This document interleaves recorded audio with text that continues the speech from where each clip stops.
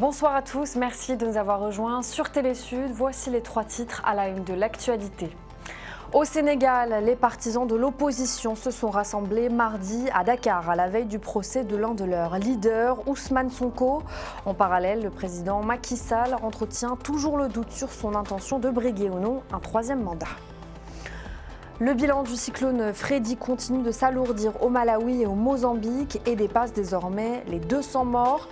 Mais c'est au Malawi que la situation devient préoccupante avec près de 59 000 personnes touchées. Et c'est la 8e journée de mobilisation en France contre la réforme des retraites aux 4 coins du pays. Ils étaient nombreux à défiler contre le projet de loi dont l'article 7 crée la crispation. Et c'est d'ailleurs cet article qui prévoit le report de l'âge légal à la retraite à 64 ans qui a été validé en commission mixte paritaire aujourd'hui. Ils étaient donc des milliers de manifestants mardi à voir exprimer leur soutien à l'opposant Ousmane Sonko dans les rues de Dakar, dont le procès pour diffamation, injure et faux doit avoir lieu ce jeudi. Et des accusations perçues par ses partisans comme une tentative de plus pour saboter ses ambitions politiques, y compris sa possible candidature à l'élection présidentielle de 2024. Émeric Torvegnan. Une marée humaine mardi sur cette place à Dakar au Sénégal. Ces milliers de manifestants se sont rassemblés à l'appel de la coalition Yewwi Askan Wi pour crier leur colère contre le pouvoir. À 1 an de l'élection présidentielle à laquelle s'est porté candidat Ousmane Sonko, la tension monte de plus en plus. Le leader de l'opposition, dont le procès en diffamation est prévu jeudi, arrive sur les lieux sous la clameur de ses partisans. Selon ses soutiens, Ousmane Sonko est victime d'un acharnement judiciaire, mis en cause également dans une affaire de mœurs.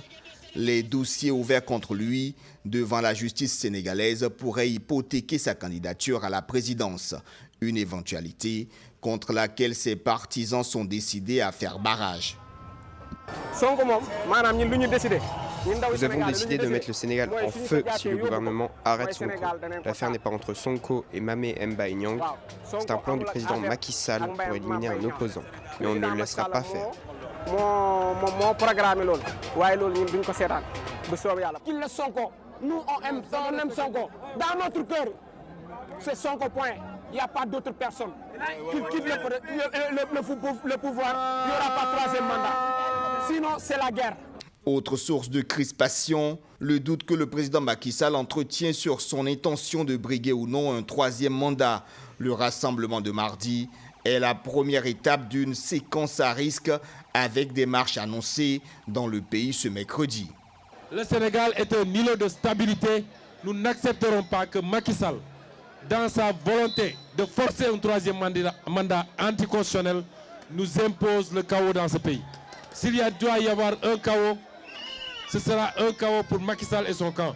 Drapeaux, t-shirts, casquettes et châles aux couleurs du Sénégal et à l'effigie d'Ousmane Sonko en main, les partisans de l'opposition chantent et scandent des slogans à l'honneur du leader du PASTEF.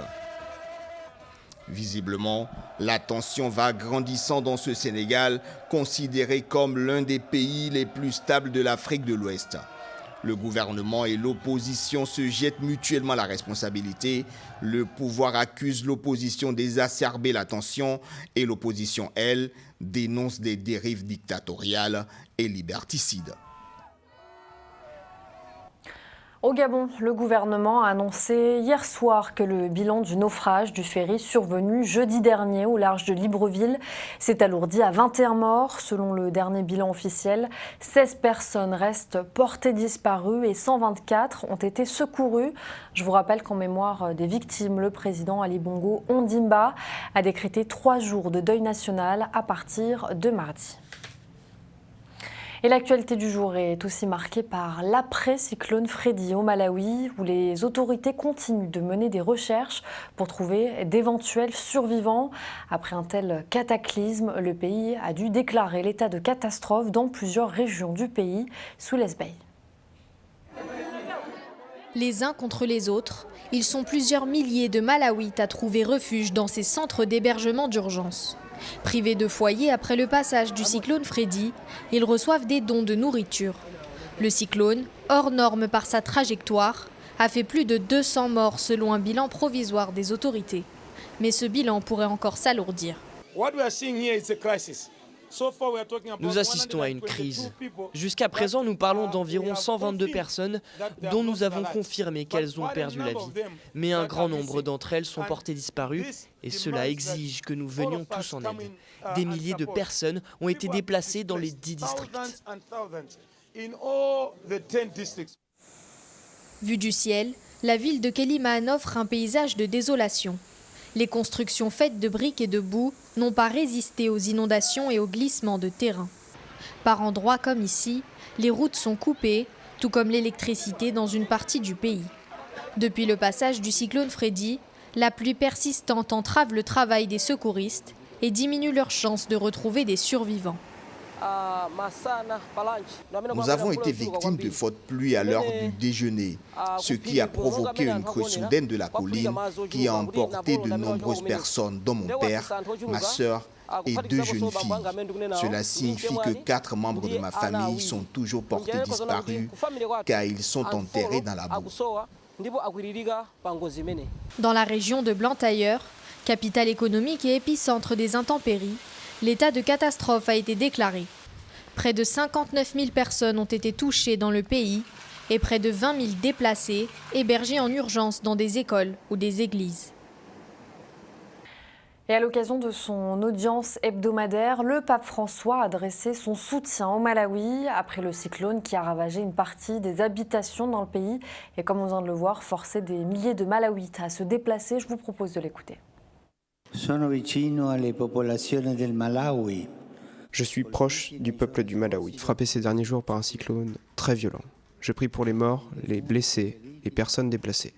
Que le Seigneur soutienne les familles et les communautés les plus touchées par cette calamité. Souvenez-vous, le 21 février dernier, le président tunisien Kais Saied prononçait son discours négrophobe dans lequel il qualifiait les migrants subsahariens de hordes de migrants clandestins. Et bien depuis, plusieurs pays comme le Mali, la Guinée et la Côte d'Ivoire ont organisé le rapatriement de leurs ressortissants. Aujourd'hui, c'était au tour du Burkina Faso d'accueillir une 60aine de citoyens burkinabés vivant en Tunisie. Le vol spécial affrété par les autorités du Faso est arrivé dans la matinée de ce mercredi 15 mars. Le ministre délégué chargé de la coopération régionale, Jean-Marie Traoré, recensait vendredi dernier 128 Burkinabés volontaires au retour. Et si plusieurs ressortissants subsahariens ont fait le choix de quitter la Tunisie, d'autres sont restés, un choix qui n'est pas facile au quotidien. Depuis le discours du président Saied, l'association des étudiants africains subsahariens dans les universités de Tunisie a répertorié plus de 400 interpellations et plus de 20 agressions physiques. Soulez Bey. Sur les bancs de l'université, le choc laisse place à une grande inquiétude pour les étudiants subsahariens en Tunisie. Les répercussions des propos du président tunisien Kais Saied ne cessent de se faire ressentir. Craignant pour leur sécurité, ils sont nombreux à attendre que les autorités se mobilisent afin de leur permettre de poursuivre leurs études tout en protégeant leur intégrité physique. Durant nos échanges avec le ministère de l'enseignement supérieur, on les a fait comprendre que non, s'il faudrait que ces étudiants pouvaient les garder et s'il faudrait montrer au peuple africain que la Tunisie est un pays sûr, il faut mettre en place des politiques plus concrètes et plus sûres. Sinon, on a peur que d'ici les années à venir, il n'y ait quasiment plus d'étudiants en Tunisie. Le ministère de l'enseignement supérieur tunisien a tenu à rassurer ses étudiants en faisant part de sa pleine mobilisation sur la question et a pour ce faire mis en place une cellule d'écoute ainsi que des points de contact dans les établissements. Son directeur de la coopération internationale a également relativisé les différents incidents recensés, indiquant qu'il ne s'agissait que de cas isolés. Écoutez, il y a quand même cet épisode que je préfère contextualiser. L'épisode a fait en sorte qu'il y ait un mouvement de panique qui s'est très vite dissipé. Mais c'est vrai qu'on a eu pendant 2-3 jours quelques intentions de départ d'étudiants sur fond de panique un peu. Mais maintenant, évidemment, ça se calme. Si le gouvernement semble prendre des dispositions, nombre d'étudiants subsahariens ne se sentent plus pleinement en sécurité à ce jour en Tunisie. L'association qui les représente a recensé ces dernières semaines au moins 100 rapatriements d'urgence. Beaucoup d'établissements ont mis en place des cellules de crise, transport en bus et accompagnement par leurs camarades tunisiens dans leurs déplacements. L'exercice militaire Flintlock 2023 pour la lutte antiterroriste s'est achevé en Côte d'Ivoire après 2 semaines durant lesquelles 1300 soldats de 29 pays ont suivi une formation pour renforcer leur capacité à lutter contre la menace terroriste. Un exercice indispensable pour les états-majors qui doit permettre de s'adapter à la menace des groupes terroristes armés. Mathieu Nicolas. Une photo tous ensemble pour garder un souvenir de ces 2 dernières semaines. À Jacquesville, en Côte d'Ivoire, ces soldats ont effectué leur tout dernier exercice sous le commandement de l'armée américaine. L'exercice militaire Flintlock est terminé. Mardi, l'ambassadrice des États-Unis en Côte d'Ivoire est venue féliciter les soldats qui ont participé à cet exercice. Cette année en particulier, on avait les militaires et aussi la gendarmerie. Donc on avait les forces militaires et les forces de l'ordre. On a pu travailler sur le continuum pour lutter contre le terrorisme. Et ça, c'était vraiment une innovation qui a été que nos partenaires ivoiriens ont dit que c'est ça que nous devons faire. Pendant 2 semaines, les militaires se sont notamment entraînés à collecter et à analyser des informations. Cet exercice est organisé de manière régulière depuis 2005. Pour le chef d'état-major des armées de Côte d'Ivoire, le général Lassina Doumbia, cela permet de s'adapter à la menace des groupes armés terroristes. Les groupes armés terroristes évoluent dans leurs méthodes. Il nous faut donc avoir en permanence des capacités mises à jour. Et pour le faire, c'est le partage d'expérience, le partage de savoir-faire avec d'autres unités qui permettent à nos unités spécialisées d'être à jour. Anticipation aussi sur l'obligation de coopérer sur le terrain des opérations et qui exige donc une certaine interopérabilité entre les unités qui sont déployées sur le terrain des opérations. 165 soldats ivoiriens ont pris part à cet exercice grandeur nature. En tout, le Flintlock 2023 a permis à 1300 soldats de 29 pays de se rencontrer, 900 au Ghana et 400 en Côte d'Ivoire. Tournée diplomatique pour Anthony Blinken, le secrétaire d'État américain, est arrivé en Éthiopie ce mercredi, accueilli par le Premier ministre Abiy Ahmed. Le représentant des États-Unis visera à s'assurer de la bonne application de l'accord de paix signé le 2 novembre entre le gouvernement du Premier ministre et les forces rebelles du TPLF. Il prévoit entre autres le désarmement des forces rebelles, le rétablissement de l'autorité fédérale au Tigré et la réouverture des accès de communication vers la région. Anthony Blinken rencontrera demain Moussa Faki Mahamat, le président de la Commission de l'Union africaine, dont le siège est établi à Addis Abeba, la capitale.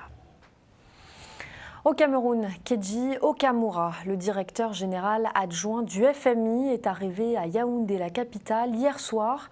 Il a entamé un séjour de travail de 2 jours dans les différentes institutions du pays.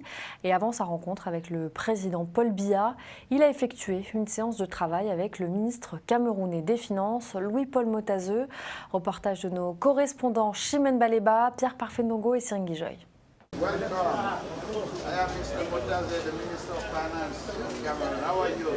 Premier jour de travail pour Kedji Okamura, directeur général adjoint du Fonds monétaire international, en séjour à Yaoundé. Première escale, le ministère des Finances. Une entrevue avec le chef de ce département ministériel a permis à l'institution de Bretton Woods d'apprécier une fois de plus les contours de la récente validation de la 3e revue du programme économique et financier, ce qui porte à 240 milliards de francs CFA le total des investissements du FMI dans le cadre de ce programme depuis 2021. Nous avons parlé d'abord du programme économique et financier du Cameroun soutenu par l'OFMI et le fait que juste il y a quelques semaines, le conseil d'administration du FMI a approuvé la troisième revue dans le cadre de ce programme économique et financier. Et puis nous avons également discuté les prochaines étapes après la fin du programme actuel vers le milieu de l'année 2024. Les administrateurs du Fonds monétaire international ont salué les efforts du gouvernement dans la gestion des finances publiques. Ainsi, ils comptent élargir cette coopération qui enregistre davantage des bons points. Nous avons également parlé des défis qui interpellent le gouvernement camerounais et les Camerounais, notamment par rapport à la sécurité dans certaines de ces régions, par rapport à la mobilisation des recettes. Nous avons également parlé de questions liées à la résilience, à la croissance, ainsi qu'à la mobilisation des recettes. Selon l'agenda du numéro 2 du FMI, des rencontres ont été fixées avec le Premier ministre, le chef de l'État, mais aussi le gouverneur de la BEAC et le président de la commission de la CEMAC. Son arrivée tombe à pic avec le sommet des chefs d'État et de gouvernement de la CEMAC prévu en terre camerounaise. Et tout de suite, le reste de l'actualité internationale préparée par la rédaction. 300 000, c'est le nombre de déplacés qui seraient à Goma en RDC, selon des agences humanitaires. C'est le Comité international de la Croix-Rouge qui s'est dit très préoccupé mercredi de la situation dans la province du Nord Kivu, dans l'est de la République démocratique du Congo. L'intensification des combats entre les rebelles du M23 et l'armée congolaise a de graves conséquences sur les populations civiles. Mardi, Médecins sans frontières déplorait le manque de coordination dans la réponse humanitaire dans la région. L'ONG estime que plus de 150 000 déplacés ont un besoin urgent d'assistance. La semaine dernière, l'armée nigérienne a fait diffuser sur la chaîne de télévision nationale des images censées être celles d'une opération au cours de laquelle une trentaine de terroristes de Boko Haram auraient été tués. Sur ces images aériennes, on voit un mouvement massif d'individus qui longent la rivière Komadougou-Yobe à la frontière avec le Niger. Ces individus seraient des membres du groupe terroriste Boko Haram qui fuyaient les violents combats avec leurs rivaux de l'État islamique. L'armée nigérienne dit leur avoir proposé en vain une réédition. Finalement, une trentaine de combattants sera tuée. L'armée aurait aussi interpellé 960 autres personnes, dont des femmes et des enfants. Ces derniers auraient été pris en charge en attendant d'être remis aux autorités militaires du Nigeria voisin, leur pays d'origine. Après l'incident aérien mardi entre les Russes et les Américains en mer Noire, l'Ukraine accuse la Russie de chercher l'escalade du conflit. Sur Twitter, le secrétaire du Conseil de sécurité ukrainien, Oleksiy Danilov, a déclaré que l'incident est un signal de Poutine. Il est prêt à étendre la zone du conflit et à y impliquer d'autres parties. Mardi, les États-Unis accusent l'aviation russe d'avoir fait chuter volontairement un drone américain au-dessus de la mer Noire. Moscou dément cette accusation, mais reconnaît que 2 de ses chasseurs ont intercepté l'appareil qui avançait en direction des frontières russes. Retour en France où ce mercredi marquait la 8e journée de mobilisation contre la réforme des retraites. Aux 4 coins de l'Hexagone, ils étaient nombreux à défiler contre le projet de loi dont l'article 7 crée la crispation. Et c'est d'ailleurs cet article qui prévoit le report de l'âge légal à la retraite à 64 ans qui a été validé en commission mixte paritaire. Dans les cortèges, différentes personnalités politiques dont Jean-Luc Mélenchon qui a accusé le gouvernement d'essayer de rouler tout le monde et notamment la droite à l'Assemblée nationale. Écoutez.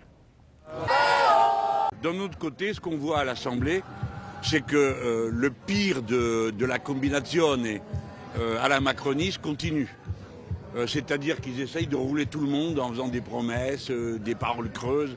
Et là, ils sont en train d'essayer d'entortiller les Républicains, qui sont là comme une espèce de bagage accompagné qui attend qu'on les descende du train, là. Et ils essayent de les rouler à la commission mixte paritaire. Donc c'est un moment où la bataille est à nouveau sur 2 fronts, l'Assemblée jusqu'à demain et la rue jusqu'à ce que le retrait ait lieu. Ne croyez pas que, à part le retrait ou un vote où on les bat à l'Assemblée nationale, le mouvement soit en train de ralentir. Vous avez dû le constater, voire le sentir dans les rues de France. La grève contre la réforme des retraites a été suivie de près par différents secteurs d'activité, dont les raffineries, les transports, mais surtout les éboueurs.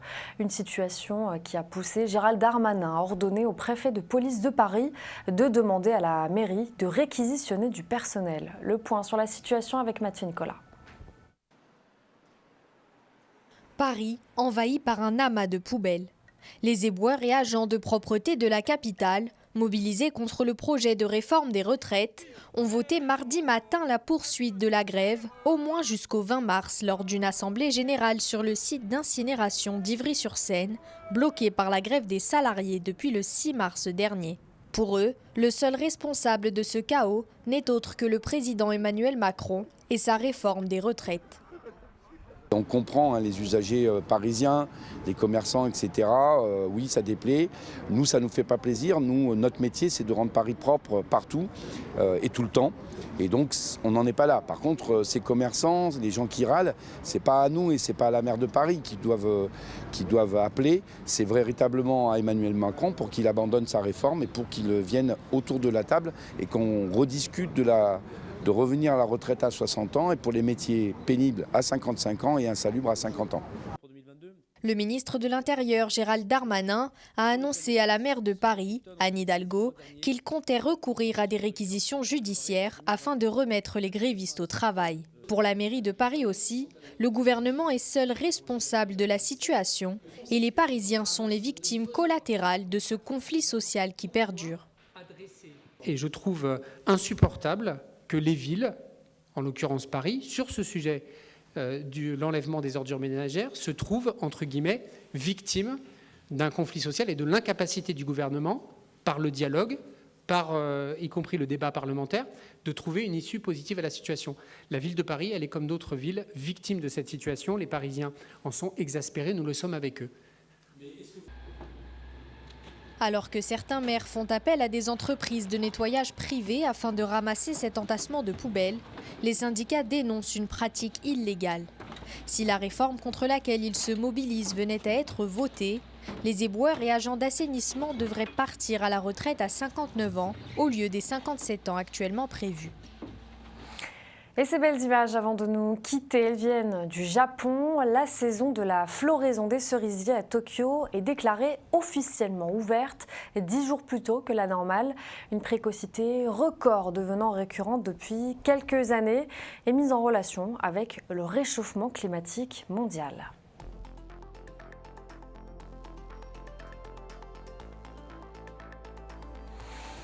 C'est la fin de ce journal. Merci à tous de l'avoir suivi. Je vous retrouve demain pour l'édition du soir. Et en attendant, continuez à vous informer sur Télé Sud.